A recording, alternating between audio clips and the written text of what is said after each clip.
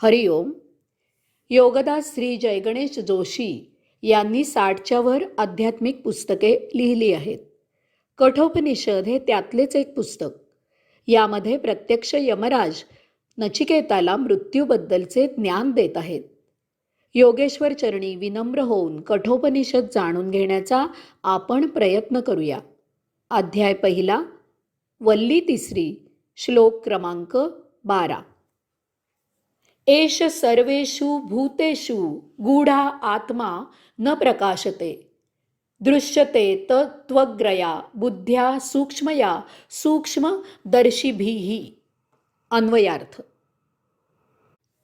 प्रत्येक भूतमात्रात गूढमय असलेला असा हा आत्मा दृश्य होत नाही, प्रकाशत नाही, प्रकट होत नाही.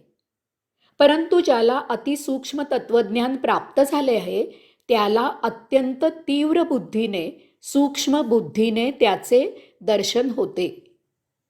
प्रत्येक भूतामध्ये ते एकच आत्मतत्व वास करत असते. भूत म्हणजे जे जे येथे या विश्वात अगोदरच आहे ते सर्व. ओम असा महाध्वनी होऊन त्या परमात्म्यामधून हे विश्व निर्माण झालं, विश्व बाहेर आलं. स्वाभाविकच ज्याच्यामधून हे विश्व बाहेर आलं त्याच्यामध्ये त्या निर्माणाचा अंश हा असणारच. आईवडिलांचे गुण, आईवडिलांचा रक्तगट इत्यादी संततीत आपोआप येते. परंतु हा विराटाचा अंश अतिसूक्ष्म आहे, त्यामुळे तो अदृश्य आहे. तो कधीही प्रकट होत नाही, प्रकाशत नाही. तो पूर्ण शुद्ध आहे, त्यामुळे तो अशुद्धाला अप्राप्य आहे. देहामध्ये याचा वास आहे हे स्पष्टपणे जाणवते, परंतु या देहात नक्की कुठे आहे ते कळत नाही. तो अत्यंत अनाकलनीय अशा गूढ जागी आहे. परंतु ज्याला दिव्य ज्ञान प्राप्त झालेलं आहे, साक्षात्कार झालेला आहे, ज्याने तो आत्मा जाणला आहे, त्याला तो गूढात्मा दर्शन देतो. यासाठी अहंकार, अहमन्यता नष्ट व्हावी लागते. तेव्हाच आपपरभाव नष्ट होतो आणि प्रत्येक सजीवातील आत्मा उमजतो. अहंकार नष्ट झाल्याने आपल्याला आत्मभान येते. त्या गूढात्म्याची चाहूल लागते. अध्यात्म योग साधनेने प्रज्ञा प्राप्त होते. नचिकेत अग्नी प्रज्वलित होतो. आपल्यातील अशुद्ध जळून खाक होते. आपण शुद्ध होतो. त्या योगे आपल्याला दिव्य दृष्टी लाभते. या दिव्य दृष्टीने आपल्याला आत्म्याभोवतीचे भोगाचे, भौतिक प्रकाशाचे आवरण दूर करता येते. त्या योगे त्या मागील परमात्म्याचे दर्शन आपल्याला होते. हरिओम. आता आपण पुढचा श्लोक घेतोय, श्लोक क्रमांक 13. यच्छेत वाक मनस प्रज्ञा तत यच्छेत ज्ञाने आत्मनि, ज्ञानम आत्मनि महती नियच्छेत तत् यच्छेत शांत आत्मनि. अन्वयार्थ. ज्ञानीने, बुद्धिमान साधकाने वाक आदी इंद्रिय मनात विलीन करावी. मनाचा बुद्धीत लय करावा. बुद्धी अंतरात्म्यात विलीन करावी. अंतरात्मा परब्रह्म परमात्म्यात विलीन करावा. श्लोक क्रमांक 11 मध्ये सांगितल्याप्रमाणे अध्यात्मयोगीने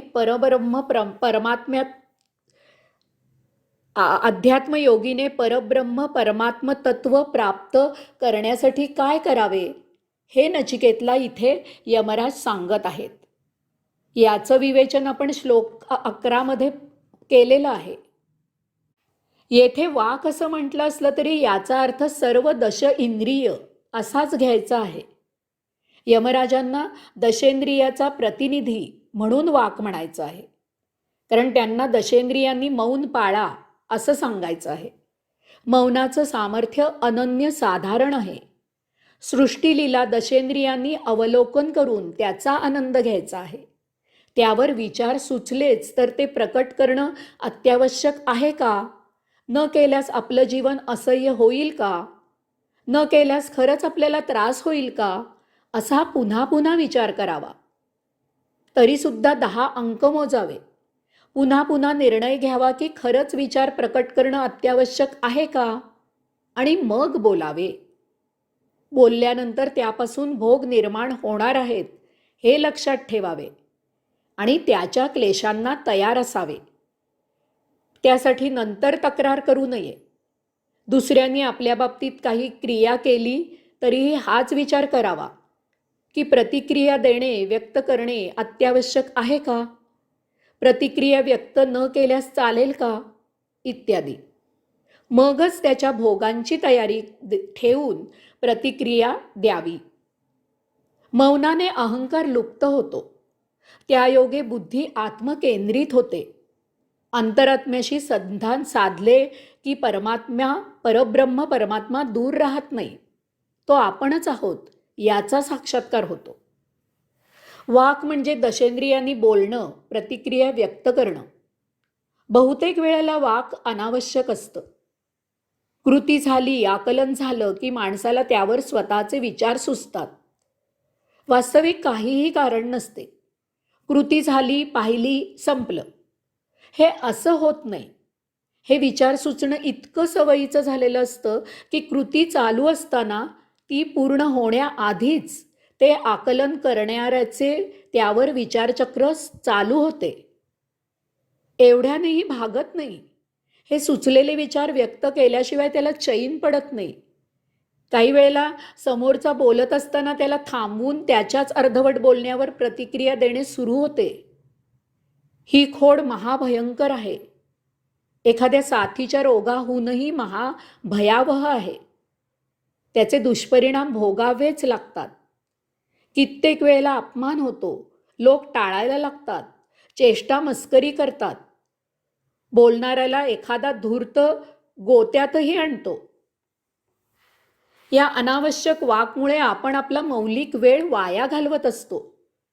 याहीपेक्षा आपली ऊर्जा यामध्ये वाया जाते. आपण आपल्या जीवनाचा आनंद हिरावून बसतो आणि याला जबाबदार आपणच आपले असतो. विचारचक्र थांबता थांबत नाही. ते एकामागोमाग एक याप्रमाणे चालूच राहते. याला अंत नाही. हे विचारांचे भोग साचत जातात, स्मृतीमध्ये साठवले जातात. नको त्यावेळी ते स्मृतीपटलावर झळकतात. त्यावेळी आपण करत असलेलं दुसरं काम बिघडतं. या संचित विचारांमुळे आपण आपलं स्वास्थ्य बिघडवतो. कित्येक वेळेला आपली झोप उडते. हे विचार आपण कोणासाठी करत असतो याचं भान राहत नाही. अनावश्यक वाकमुळे निर्माण झालेले संस्कार दाट होतात. स्वतःचं आयुष्य जगणं बाजूला राहतं.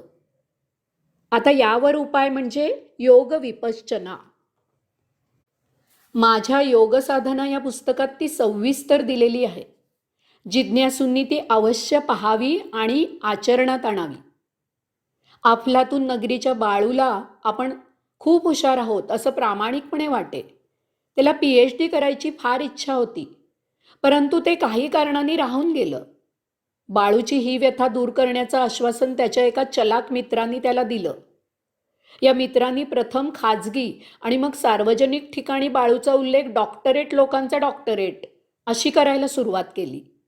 पुढे पुढे तर त्यांनी प्रबंध सादर केला नसला म्हणून काय झालं, आमच्या दृष्टीने ते डॉक्टरेटच आहेत असं सांगायला सुरुवात केली. याचा परिणाम म्हणजे हे ऐकून ऐकून कुणा एका वक्त्यानी एका सभेमध्ये बाळूचा उल्लेख डॉक्टर बाळू असा केला. तिथून पुढे बाळूला लोक डॉक्टर बाळू असंच म्हणू लागले. सतत चुकीचं असत्य आचरण करून बोलून काही कालावधीनंतर ते बरोबर आहे, सत्य आहे असंच वाटू लागतं. त्यांनी भोग हे निर्माण होतातच होतात. ते उपभोगावेच लागतात. त्याला अन्य पर्याय नसतो. अति बोलण्याने काय बोलावं आणि काय बोलू नये याचा पोच राहत नाही. नको ते आणि अनवधानाने का होईना असत्य बोललं जातं. काही वेळेला सत्य परंतु अनाठाही बोललं जातं. ओळख देख नसताना आपण शेजारी उभ्या असलेल्या व्यक्तीला सांगतो, ती दरवाजातून काळी ढुस्स म्हैस येते ना, तिला म्हणावं जरा वजन कमी कर. ती म्हैस ही ऐकणाऱ्याची बायको असते. त्यामुळे अनेक प्रकारची संकटं ओढवली जातात. आपण गप्प बसलो असतो तर बरं झालं असतं, अशी पश्चाताप करण्याची वेळ येते. कुणीतरी आपल्याला अनावश्यक बोलून सतावत असतो, म्हणून मग आपण त्याला अनावश्यक बोलून सतावून सूड उगवतो. दोघांच्याही हातून सारखाच प्रमाद घडत असतो. नको ते संस्कार मनावर होत असतात. नको त्यावेळी ते उफाळून येतात. विनाकारण भोग निर्माण होत असतात. हरिओम.